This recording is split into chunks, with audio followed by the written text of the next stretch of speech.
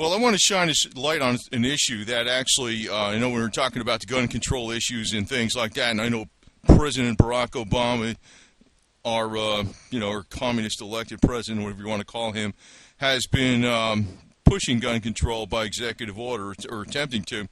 Now, I want to shine the light on an organization that is actually, even though they're small, they bring to light many different aspects, even going back to our 1968 Gun Control Registration Act, which actually was inspired by Nazi law. And I got their books and research papers back when this organization was first formed, Jews for the Preservation of Firearms Ownership. You can go look at their site, do a Google search. This is not really, I'm not going to really be talking about them so much, but I want to bring that out in the video.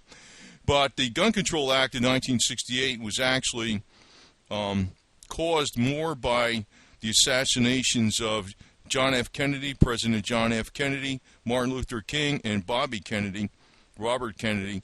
And then they said, let's register all the firearms. But I'm going to tell you that I'm going to actually go over real briefly about the Kennedy assassination, that in many ways, the Gun Control Act of 1968, which is modeled after the Nazi Gun Control Act, and proven in their book, actually, that was published a couple decades ago, I believe. That's when I've had it for quite a period of time. But the actual assassination of JFK was very much Nazi-inspired too. I know a lot of people say, the Israel did it and stuff. If there's one Jew involved in something anywhere, automatically it becomes a vast Jewish conspiracy in the minds of certain people. I know how that deal is, and I just can't tolerate that kind of garbage, because it goes way more than that. If you just want to focus on one thing and be a certain way, I personally don't tolerate that kind of garbage. But let me say this, John F. Kennedy, despite some personal flaws, but the guy was a war hero. The man was a war hero. He PT-109 saw a lot of action in World War II, saved his fellow crewmen. Big difference. I know they got the pictures of Bill Clinton shaking his hand. Like, if somebody shakes a president's hand, that means I'm like him. No, that doesn't mean that. Bill Clinton was a draft dodger. He went to Canada during the Vietnam War to evade being drafted. Then he becomes commander-in-chief. Nothing in common with JFK at all. Just an opportunist, lying politician. JFK was true blue American all the way, no doubt about it. And he was more murdered by, I'd say, Nazi elements than anything. And I'm going to attempt to prove that really quickly. But there was more than just, I know some people, like on the major media comedy shows and all this kind of garbage, they'll be mocking about the grassy knoll. But I could tell you that it's totally impossible that Lee Harvey Oswald could have actually even fired that many shots that quickly from a bolt-action rifle. It's physically impossible, especially and make accurate hits. The type of wound that JFK received was an excavating wound from an ultra-high velocity weapon that probably fired. It was probably a 220 Swift, firing faster velocity than an M16. You also note that this is right when JFK was shot. What happened is, if you look at the back of the vehicle here, you see these handhelds. There was supposed to be Secret Service riding in the back on the handhelds, and they told them not to walk on in the back of the vehicle, so of course they could have a more clear shot. There was actually more than one shooter. There was an array of shooters. There was multiple shots fired. The guy that was in the front seat of the driver, after the shooting occurred, did not immediately speed away. There was a bullet in the windshield. There was a bullet in the frame of the windshield, the frame of the windshield and the windshield. And the guy turns around and looks at the president to see if he's dead yet. Then he speeds away. That was the driver. Then, of course, you had Governor O'Connelly in there. Governor O'Connelly received the wounds because, and I don't think that was intentional. I think that was, I think he was part of the deal. Because Kennedy's opposition in 1960 was Richard Milhous Nixon. Richard Milhous Nixon later appointed Democratic Governor O'Connell as Secretary of Treasury under his administration. As a matter of fact, there's a lot more to this than that. There was not any police escort on the side of his vehicle. Also, the part of the area where Kennedy was assassinated was totally devoid of spectators, practically totally devoid of spectators. If you look back here, right before he made this turn, there were spectators like 5 deep. Then when he got into this area where the open grass was, there was hardly any spectators. So there was a clear shot from, that grassy slight hill, and it came from the front. Multiple shots, actually. These were actually the team of Bay of Pigs people that were involved in the Bay of Pigs fiasco, and there was a lot of different reasons, though. I think LBJ was also very jealous of him. But the thing is, it was because of this assassination, even more so than Martin Luther King or Bobby Kennedy, that we had the Gun Control Act of 1968 passed. The actual co-conspirators involved in this all had Nazi connections. George Bush was on the scene. Herbert Walker Bush, he was on the scene. His father had many Nazi connections. Prescott Bush, in his banking, in the bank he was in charge of. Richard Milhouse Nixon was all involved in that too, with the Bushes and the Prescott Bush. When you're looking at this situation, it's beyond. It's beyond what you can actually call a conspiracy. It's almost like an entire hidden apparatus behind the scenes that are looking for more and more control. I know a lot of times the more the conservative people, they lean towards the Republican side, but the Republican side is actually has a lot of Nazi elements in it, literally. And when you're looking at the Democratic side, it's communistic, from Barack Obama and Hillary Clinton. The gun that Lee Harvey Oswald used was not a rapid-fire weapon. So they were trying to say that, there's a single bullet that made, all these different wounds in Kennedy and Governor O'Connell, and that's ludicrous. The Warren Commission's beyond belief. But the entire assassination was really, brought in motion by Nazi elements. The Bushes, Nixon himself. In some ways I like Nixon because he was, he helped get us out of Vietnam, and he had a big White House dinner with the former POWs that were in Vietnam, and he honored them at that dinner. But then again, a lot of politicians do a lot of things just for popularity too. They play a lot of things they do is just to play an act. Now, another thing that happened during his time was E. Howard Hunt. He went to prison because he was one of the plumbers with the Watergate break-in with Nixon. He went to prison and said that he was going to blow the whistle on the whole JFK assassination. He says he was one of the main leaders of the team that was involved in the JFK assassination, and he demanded to get out of prison. He demanded $1 million from Richard Nixon. And of course, they complied. So when you're looking at all these type of people that are involved in this, the Bushes with connections all the way back, connections, World War II connections to the Nazis, the CIA, and you have E. Howard Hunt, connections to Milhouse Nixon, Richard Milhouse Nixon being the one that was running against Kennedy in 1960, and you also have LBJ, who was highly jealous of JFK. And, actually, he allegedly made statements that, after tomorrow, we ain't going to worry about this Irish mafia guy, whatever the hell he was, referring to JFK. Yeah, I know his father, JFK's father, was involved in the bootlegging business, but, big deal. That's the way I look at it.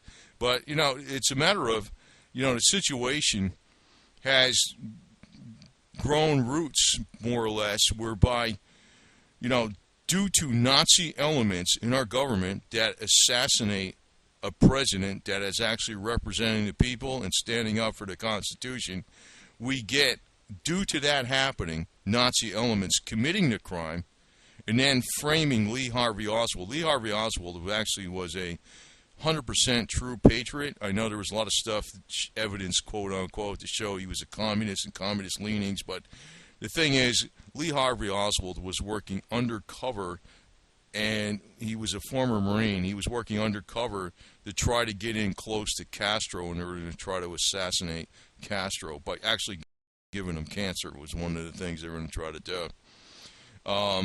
Lee Harvey Oswald was actually 100% patriot. They just used him as a stooge, a patsy, and then they got rid of him, and they got rid of the guy that killed him, So, and then out of all this, they used this as a reason, as a rationale to pass the Gun Control Act of 1968, which is Nazi-inspired law.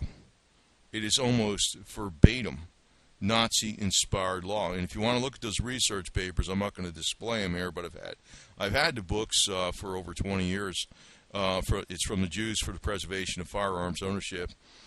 And I could state, I know some people, even they acknowledge that a lot of Jews are for gun control, but they acknowledge why that is. They also acknowledge why they were in error.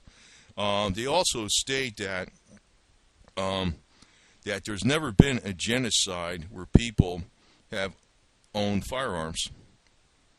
And I know one of the communist tenets of, to disarm people is to register the firearms first.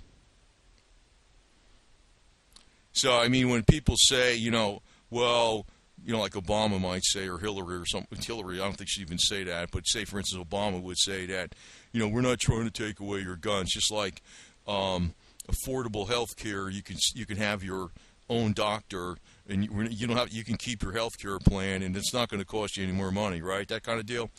But the thing is, if there's no reason to actually have any weapons registered, period. And when you're looking at what happened in 1963 with this assassinations and the later assassinations with Bobby Kennedy and Martin Luther King, they used those assassinations, which were committed by evil Nazi elements within our own government, as the rationale to pass an act to register firearms, and that act itself is based upon Nazi law. So let's just break this thing back all the way. Let's not even talk about background checks and all this. Screw all the bullshit. Before 1968, you used to be able to just buy a gun, go on Sears catalog or something like that, and buy a gun, and that was it. You didn't have to do anything. If there's going to be any kind of regulations or something, maybe it's going to be per the state or something, but there wasn't any federal law in that. Not at all. Not at all. So I have to go along with the Jews for the Preservation of Firearms Ownership logic, but I also wanted to bring in to light about how the Kennedy assassination was actually implemented by Nazi elements in our government. I know there's people out there that think it's an Israeli thing that did it. And there might be some Israeli thing element there, but not primarily. I mean, you're talking about the Bushes, you're talking about LBJ jumping for joy when JFK died, and you're talking about Richard Nixon having E. Howard Hunt as one of his Watergate plumbers, and you're talking about Richard Nixon bringing in a Democratic governor who was in the car with Kennedy, John O'Connell, as his Secretary of Treasury. And Richard Nixon also has other ties to funds that came to him from people that had ties to Nazis. And you wonder why Jews don't like the Republicans too much, even though it's a mix. Some people, some do and some don't. But you really do. Do you wonder why? Do you wonder why? I know it's between a rock and a hard place. You got your communist-leaning party, and you got your Nazi-leaning party. Great, you know. Well, the hell with both of them, and you know, I say we need to go back to the old way, which was, you know, when the Democrats were more like John F. Kennedy. John F. Kennedy was a real Democrat of true American heritage. And when you're talking about Republicans, I'd say, you know, sometimes they say Calvin Coolidge was like a do-nothing president, you know, by the history books. Oh, bullshit. He was dismantling a lot of the freaking garbage that came about during World War I. He says that the business of America is business, and he shrunk the size of the federal government. They hated that. That was a true Republican president. So when you had a Republican like, say, Calvin Coolidge, and you have a Democrat like John F. Kennedy, then you really got a choice. In either way, either one of that type wins. We all win because they're for the people.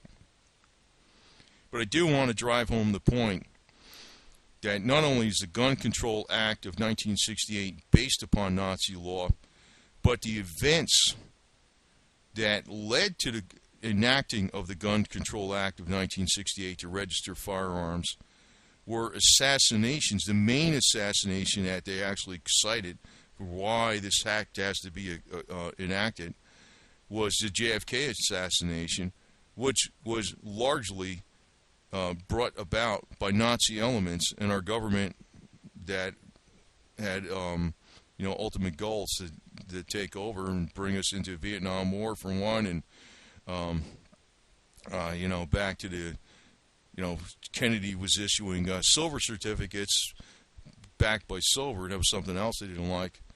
So let me say this, that you know, well, I guess you could say it really is a conspiracy, if you want to use that word, but, you know, you don't want to use that word. It's not a theory. It's not a theory. It's a fact. All the things I've said are facts. About when JFK, when he was basically set up to the max, when his vehicle was going through Daley Plaza, the Secret Service were told not to ride in the back on those handhelds. The motorcade was put behind the vehicle instead of alongside. Here they're pulling up after he got shot. The motorcade slowed down a lot. There was there was hardly any spectators on the grass where when Kennedy was shot alongside the vehicle, because right before he made that turn, they were like 5 deep. And he got shot from the front because you could see his head was thrown violently back. Now, the assassination alone could be 2 hours long. But my point is, his assassination was done by Nazi elements, and now by this logic, which they've put Lee Harvey Oswald as the patsy, they put Nazi law enshrined it in American law under the 1968 Gun Control Act, which registers firearms, which is one of the planks, basically, or one of the goals of the Communist Party, to register firearms. And when we're talking Nazis and communists, there's not much difference. The ideology there's a lot of similarities, even though they fight between each other and there's been major conflicts between each other. It's something that there's a lot of common ground, and it's all about controlling us, the people. But, you know, you can't just debate this stuff, but I have to bring it out. I just wanted to bring out another angle here. So my other angle is, you know, I had to go through some details on the assassination because I know some people will say this and that or whatever, and I know what the remarks might be, but I had to actually go through a little extra details. But my point is that the 1968 Gun Control Act is based upon Nazi law, the Nazi Gun Control Act of 1938. It became law mainly because of the assassinations that occurred of major political leaders, primarily President JFK, and JFK was primarily murdered, assassinated by Nazi elements. And Lee Harvey Oswald was a patsy. They set him up. And they got rid of him before he went to trial because, you know, he probably wouldn't have been convicted. So here's the guy that actually, here's one of the main players that actually, and there's several, E. Howard Hunt. And he said he killed him. And he was one of the Watergate plumbers. He worked for Nixon. And again, Governor O'Connell became the Democratic governor of O'Connell that was sitting in the car with Kennedy in the front seat. He became Nixon's Secretary of Treasury later on. A lot of collusion, if you want to call it that way. I mean, maybe I know the word conspiracy is kind of worn out and it has other connotations like cloak and dagger and stealth through the night, but a lot of collusion for common goals. Common goals of the Nazis and common goals of the communists.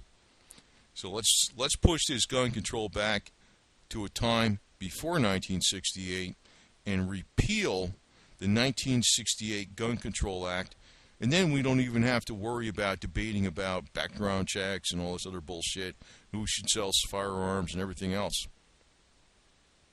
Because if you want to commit a crime, you're going to commit a crime. If you want to get a gun, you can easily get CNC machining equipment to make any gun there is. In today's computerized age, anybody can make a gun far easier than they could back 40 years ago or even 20 years ago. You can mill and lathe with computer-guided equipment things to a 10,000th of an inch, and it can be far more accurate than even the gun manufacturers produce. So anybody can make a gun today easily, and there always will be a black market for people that can't buy guns legally. So why register them? It's ridiculous, right? It's only to control the people. So therefore, the Gun Control Act of 1968, which has been enshrined in United States law from the Nazi Gun Control Act of 1938, it needs to be repealed. And if you want to look at the Jews for the Preservation of Firearms website, please do. Google it, and you will see a lot of information. I've been aware of this for decades, to tell you the truth. I've known about them, and I've known about their work, and I've had their research books from when they were first formed. So do not judge a people by certain things you hear in the media. They'll say that again.